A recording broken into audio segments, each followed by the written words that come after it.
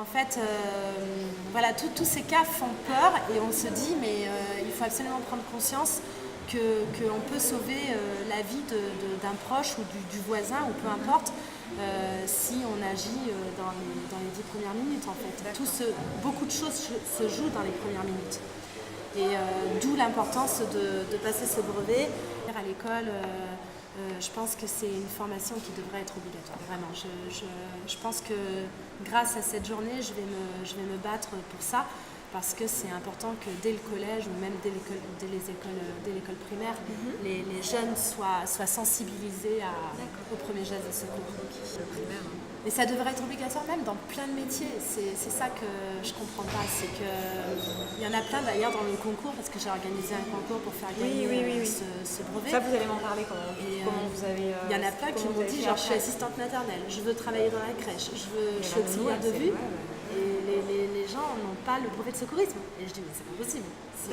Enfin, il y a des métiers où je me dis, mais c'est impératif en fait. Voilà, c'est vrai que je me suis dit l'importance de ce brevet est primordiale et obligatoire. Et je disais dans ma tête, pour sensibiliser le public, pour que ça aille plus fort, pour taper plus haut, j'ai dit, allez tiens, on organise un concours. J'en ai parlé avec mon mari. Il m'a dit ça peut être une très très bonne idée, parce que du coup justement ça peut sensibiliser les gens et on verra s'ils sont intéressés, mine de rien. Et on a organisé ce concours pour faire gagner donc au départ deux personnes pour participer à cette journée avec moi, parce que voilà, je me suis dit ça peut être en même temps un moyen de rencontre et surtout travailler cette journée et avoir ce brevet et avoir surtout ses premiers gestes. Et en fait, le concours a cartonné. Il a cartonné et on a reçu une multitude, des centaines et des centaines et des centaines de mails. Ouais. Et en fait, je me suis dit, génial, parce que les gens voient l'importance de ce projet en fait. Et j'ai vu qu'ils étaient sensibilisés.